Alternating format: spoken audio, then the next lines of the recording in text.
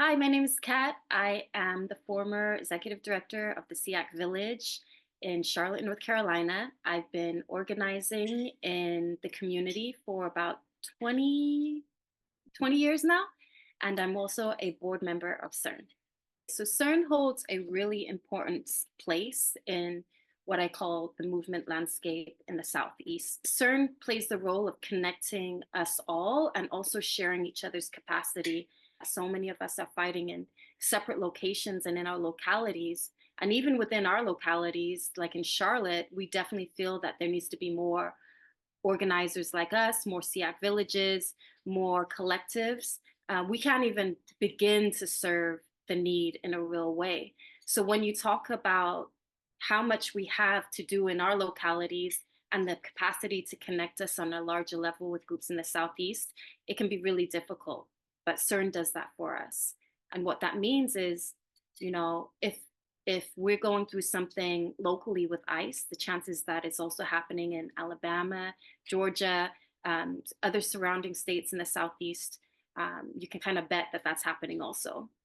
So to link our efforts means to also link our fights. And to link our fights means that we're growing into a family together because we're fighting for each other.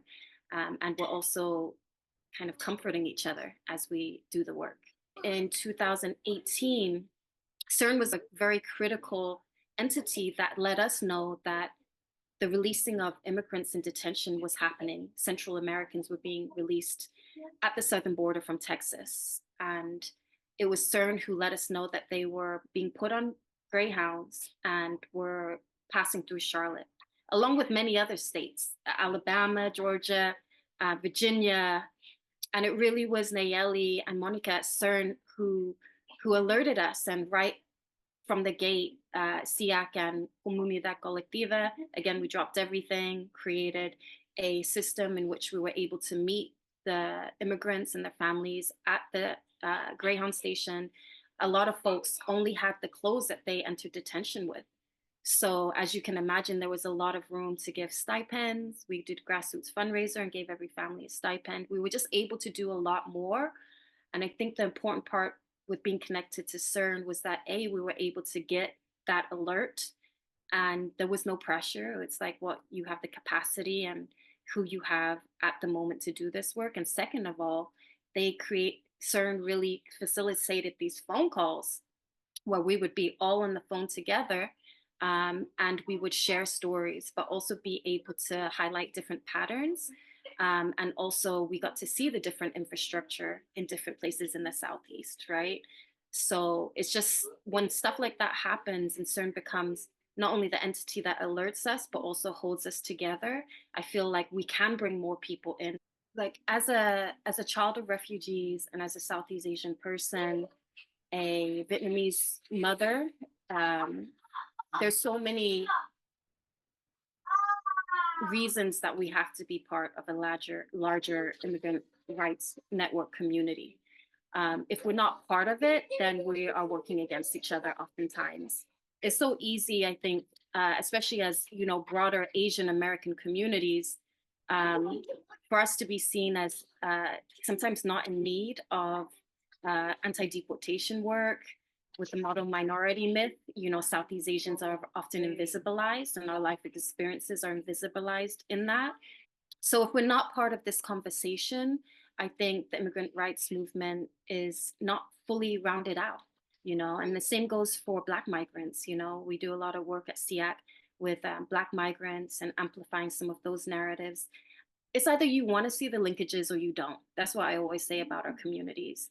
Um, you can easily be like, oh, we're not the same. But if you really want to, you can see exactly how white supremacy and this immigration system is broken and is breaking apart our families. But if you want to look the other way, you can do that too.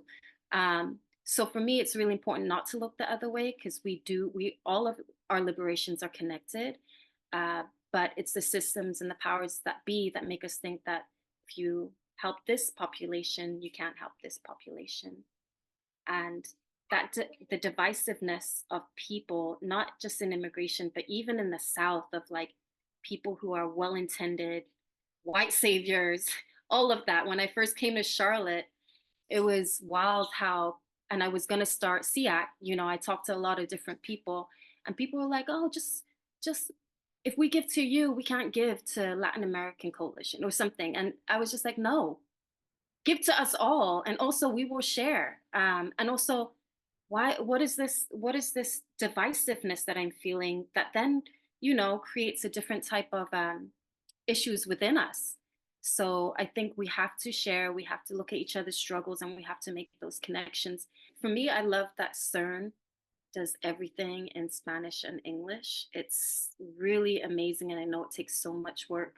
And the reason I love it so much is because I also come from a highly monolingual community. So I know already that language can be a very big barrier to really important voices then being cut out.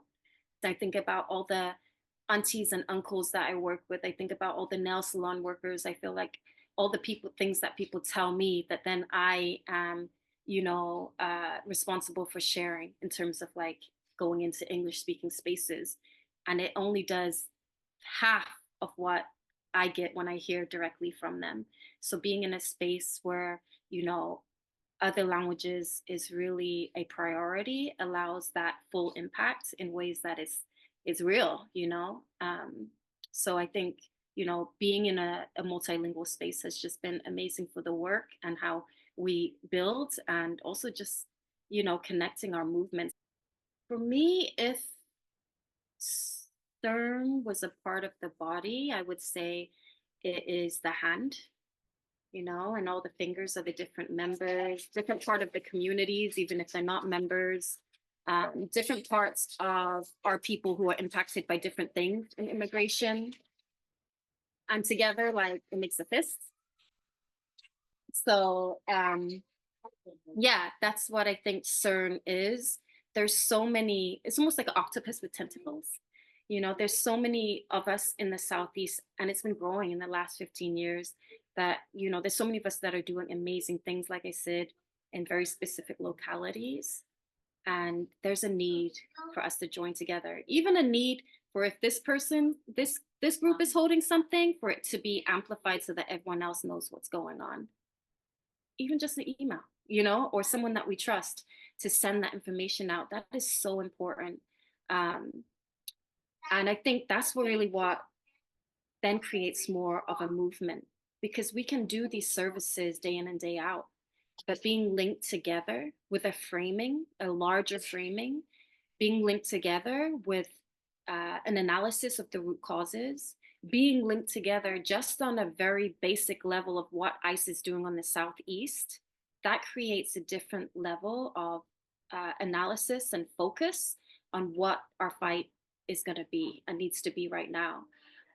And then being linked together, we also learn, there's so many things that I've learned from other groups in different locations, so many things I've learned from the tradition of Black organizers here in the South, trans migrant organizers, like just so many things that I've learned.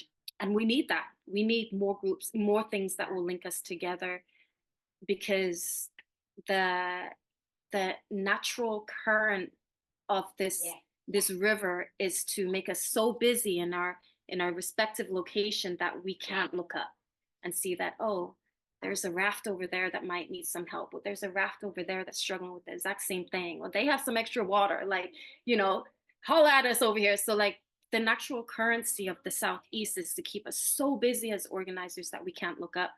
And something like SEIRN is the group that's looking up from there and like, oh, okay, how do we link this? And there's so much heart in how SEIRN does it that it's never felt like a corporatized nonprofit. It's felt like a family. We're going to kind of keep an eye on each other. Solidarity means that you have a real chance at larger systems change.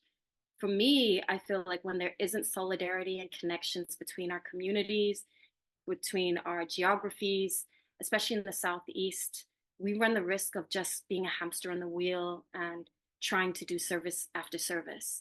And every single family, I believe, is important. I will fight as hard as I can for every family to be free from deportation.